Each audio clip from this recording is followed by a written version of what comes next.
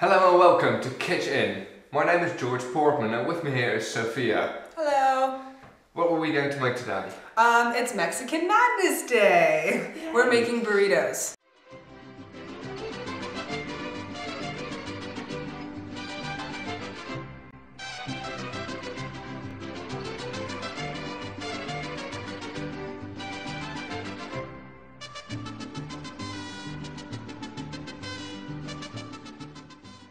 What will we do first? Well, we're making ground beef burritos, and so the first thing that we're going to do is we're going to season our meat. Alright, with what? We're seasoning the meat. Well, first of all, we're just going to put the meat in a bowl, just like that. And we're seasoning the meat with some chili pepper.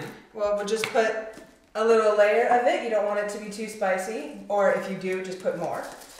So a little layer of it like that. And then we'll probably add some cumin, some paprika, some cayenne. Those are really Mexican spices. They give good flavor. And once they start to cook, they'll taste really good. Oh, nice. So, nice combination of flavors. Yeah. Of everything. Yeah, and we'll just let the seasoning kind of soak in a little bit, put some pepper on it, and while it's kind of sitting and doing its thing, we'll cut up some onion and we'll get the onion and the garlic going in a pan. Nice.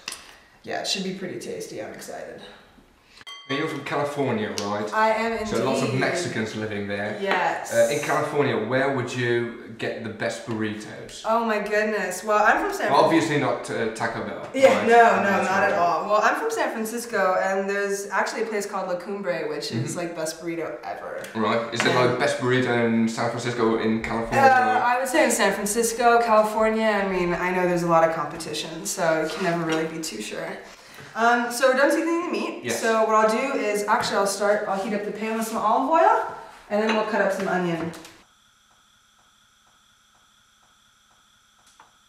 So, and after we put some salt and pepper on it, now what we'll do is we'll dice up the onion. Right. So, obviously it goes without saying, you want to be careful when you're cutting up onion, keep your fingers back. Any tips for not crying? Actually, yes. The tip for not crying is to breathe through your mouth and not breathe through your nose. Because it's the scent of the yeah, I mean, you'll still cry a little bit, but it just kind of delays it, you know? Yeah, it's a good little key. And also, I have glasses, so I don't know. I like to think. Oh, you're cheating, really. The placebo effect, it helps me.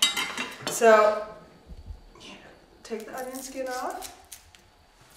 It's going to be a boring moment, I'm sorry. I don't have anything to say.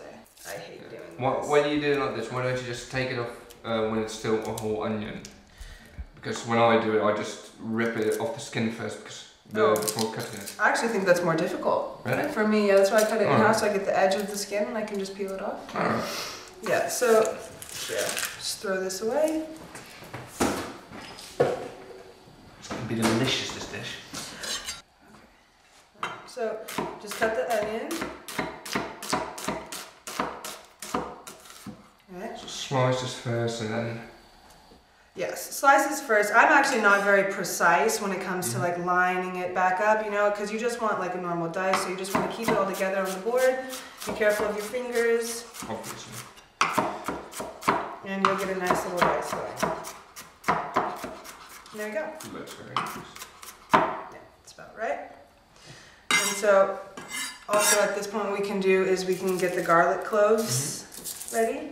And me, quick tip, I think it's really easy to just take it and smash it with your knife. Brush the skin off of the garlic, really. Yes, and then you can just peel it right off. See how easily that comes off? Yeah, the skin on garlic is a little bit difficult, and I've definitely, my father actually taught me this trick, and it has served me well. So, fun fact, by the way, burritos are poor man's food, which is kind of typical then that we as students make this. It's a bit like pizza in Italy, where you just take a loaf of bread in the case of pizza and just put everything on there, or tortilla wrap in this case. Put every leftover you can find on there and just warm it up. It's pretty easy. Yes. It's always really good. Okay, so now we're ready to start cooking our onion, and so we're gonna go over to the pan. Alright. Right, so just put the knife down, don't need that part. I'll take the meat for you. Oh, thank you very much. Okay, so we'll just take the onion, slide it into the pan. And so now we're gonna add the garlic in. I have a garlic crusher, I've peeled my garlic, and I'm just gonna go ahead This gives a nice taste to everything garlic. Yes, I love garlic. Lovely. It's a very good flavor. It also adds some spice. And of course it's very healthy. Yes, very good for your blood. Just not for dates and stuff.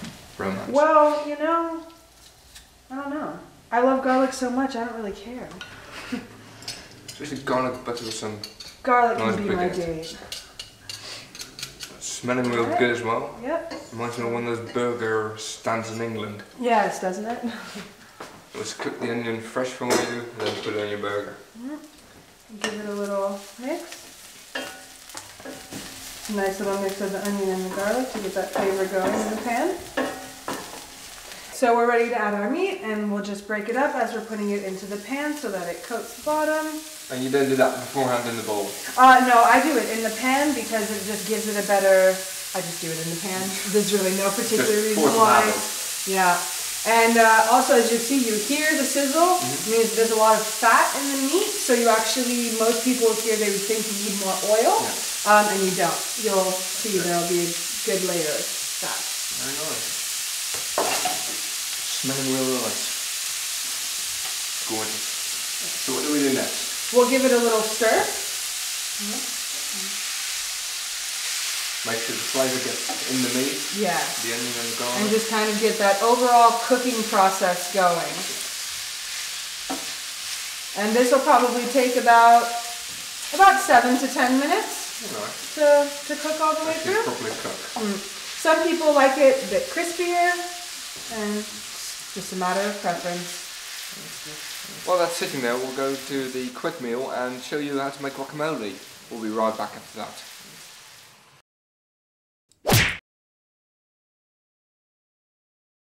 Today we're going to make guacamole. Onion.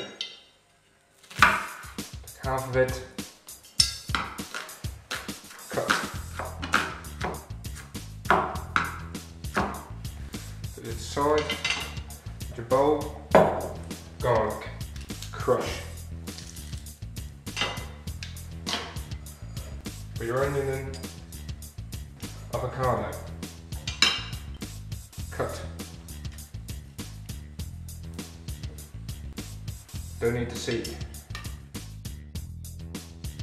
Scoop out the avocado. Masher. Mash everything together.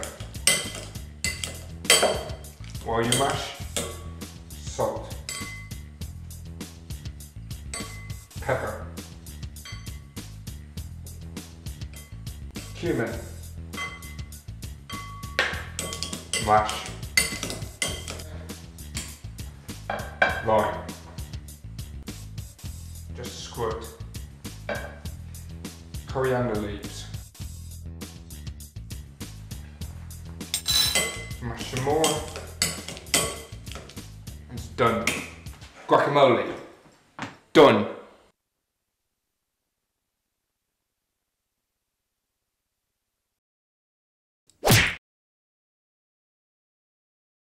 Welcome back to KitchIN. Looks like the meat's done, so... We're just going to squeeze a little wedge of lime over it. Just that citrus flavor goes really well with the spices. Yes, make the palette of flavors Again, complete. very Mexican and beautiful. Exactly. So, real nice. Fun fact, lime also goes well with tequila.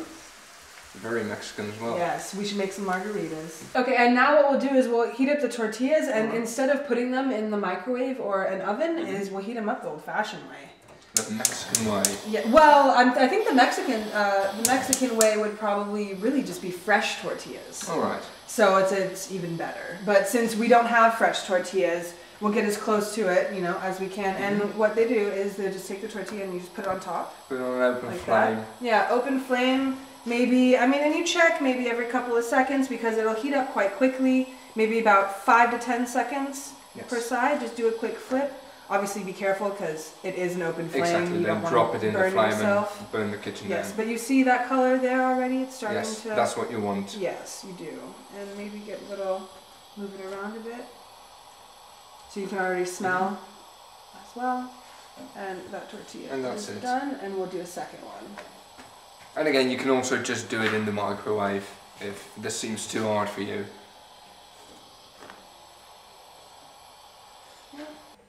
Okay, Okay, so our meat is done, our Yes. tortillas are heated up. All we have left to do in terms of heating is the beans. Right, nice. And so the beans, this we will do with butter instead of olive oil because we want that rich fatty flavor of the butter. It definitely adds to the beans.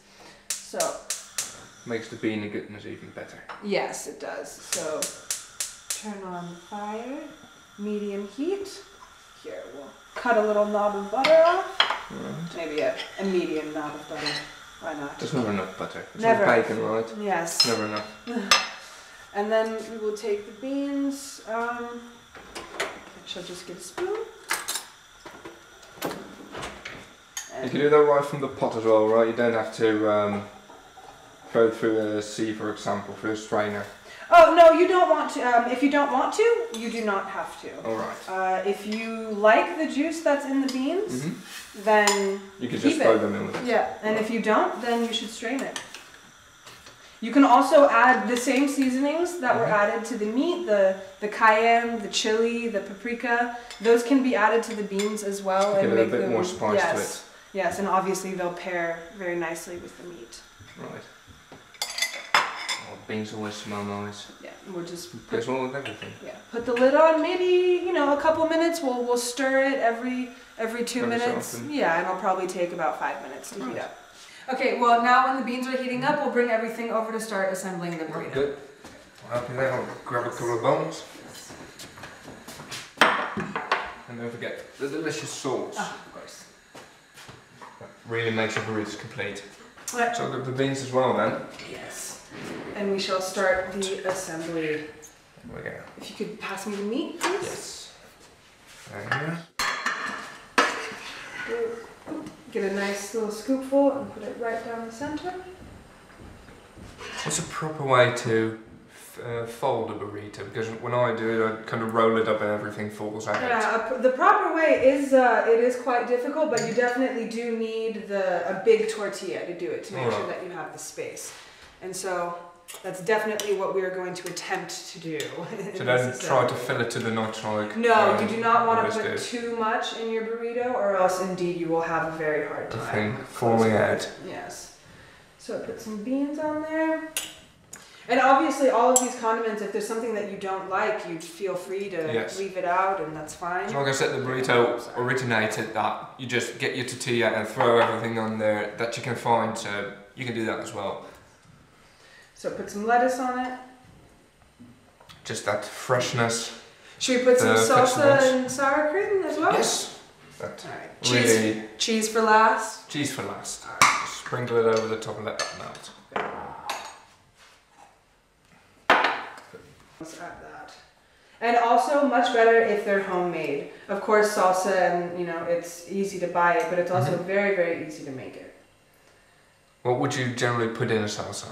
It's really just cooked tomato and onion and garlic and whatever type of spicy pepper that you prefer. So it's basically throwing a bunch of spices together with your cooked tomato. Yeah, that's pretty much the basis of any good salsa.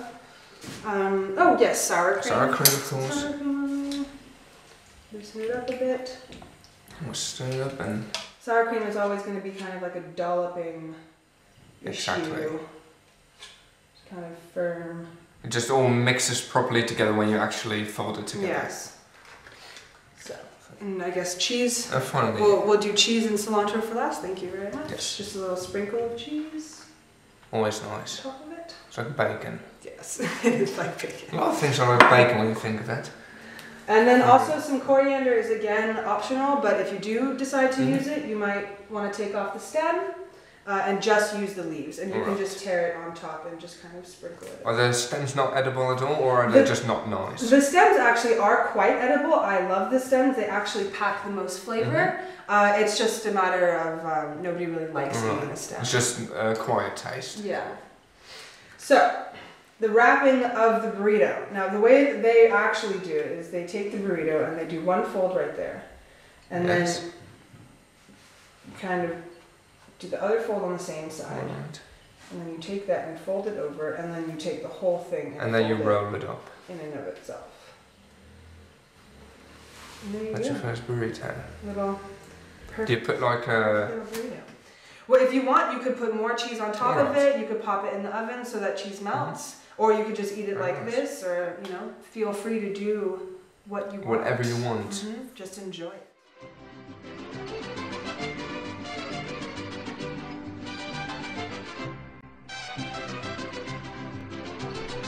With these costs, you can feed 4 people. And if you're alone, you can always have them as leftovers for the next day. Enjoy your meal. And that's how you make simple, easy burritos.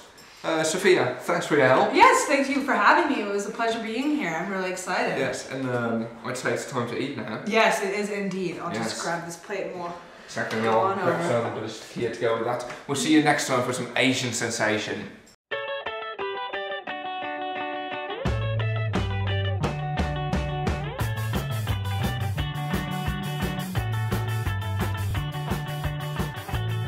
Hello and welcome to KitchIN. Not yet. Just move everything back all at once.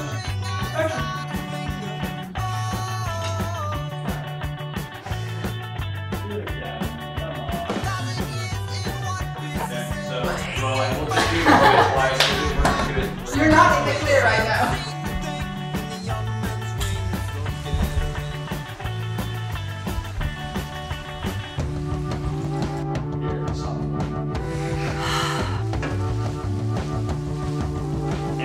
How it was, you gotta stop touching things, okay? Yeah. Thank you. Okay. On everything here. Okay. What's going to happen next? Well, Again. are you guys actually